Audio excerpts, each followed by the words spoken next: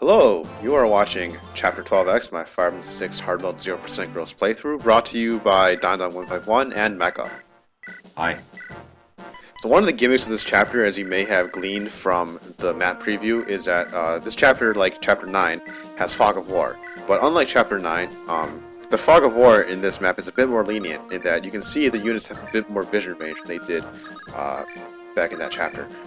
The other sort of gimmick to know on this map is the presence of poison traps. You can sort of see them in the bottom right hand corner of the screen next to the chest. The poison traps are mostly negligible because they only activate on certain turns, they're pretty easy to avoid, and even if a unit does get poisoned, it's not a big deal because poison damage amounts to almost nothing. Yeah, you can almost pretty much ignore it. So what we're gonna do is, since we're not much danger, we go the diagonal routes to the throne in the upper right, and we're just cutting through the enemies, especially Tate, who has just one round killed a shaman using a javelin, which is pretty amazing because it's Tate with no growth.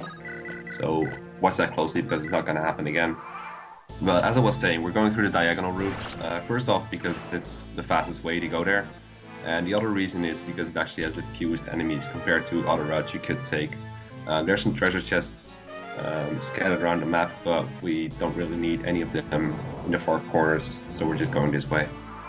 Yeah, one interesting to note is that if you took a look at the map in its entirety on like a Fire Emblem strategy site such as Fire Emblem Wars of Dragons, you might notice that there are quite a few enemies in this map, but most of them are located in kind of like the far off reaches where I'm not going to go. The actual shortest route doesn't tend to have that many enemies, which is a bit strange when you consider the map design, but it's a great boon for a player because I don't really have to worry too much about, say, like rescue dropping Lalem around because she's not usually threatened by enemies in this map. Yeah, it's pretty great that you can use your frilly. I am wondering though, you just picked up an antitoxin. That doesn't seem worth picking up. Why'd you do that? So most of the items in the chest in this chapter aren't worth too much. There are a few elixirs which are like good to pick up because they're worth a lot.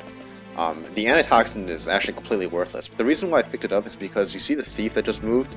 If I didn't pick up the Antitoxin, the thief would have grabbed the Antitoxin instead. And what that would do is it would end up blocking my way. And I don't want to get my way blocked. So that's why I picked up the Antitoxin, not because I actually need it for anything in the future. And it's actually not even worth too much to sell. Yeah, I think you'll lose money by getting it. You wish you could tell the thief to just, you can have the antitoxin, just wait one turn and then you can have it, just don't get in my way. But I don't think enemies are very good at listening in this game. Yeah, they're pretty impatient. Oh well, at least you just killed the promoted unit using a brave bow in, what was it, 4 shots? It's 3 shots, but you saw on the combat screen that Shin could have quadruple attacked that druid.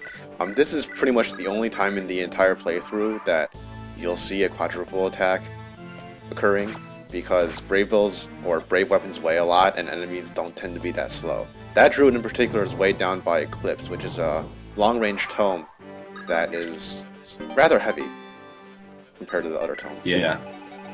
It's really nice that Shin gets to do that. You wish he could attack 4 times, because one of the main reasons to fight in this chapter, besides to get through, is to build weapon EXP. Shin still needs to get to S-bows at some point, and some other people need to build weapon rank too, or at least Zealot needs to build some weapon rank, and Tate doesn't need weapon rank, but she needs EXP for the Iliad chapter's requirement that we discussed earlier. Yeah. I think since we have a bit of extra time now, it's probably a good idea to sort of gloss over the significance of Gaiden chapters, because we've had one before in Chapter 8X, but we didn't really explain what Gaiden chapters are. Yeah, that's a really good idea, actually. So, these Gaiden chapters are kind of paired with the previous chapters. Every chapter that ends in X is a Gaiden chapter that belongs to the previous chapter.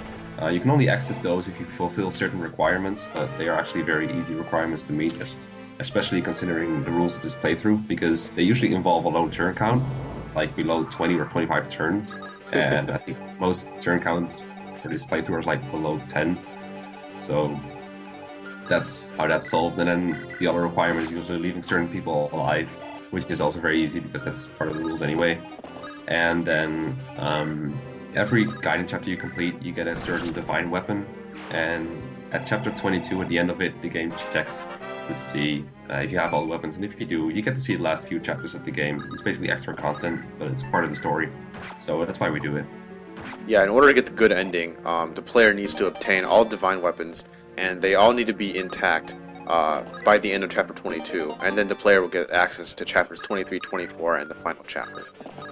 So we're going to wrap up this chapter by having Noah and Shin grab the two really valuable items here, the red gem and the white gem. Those contribute a great deal to our funds rank.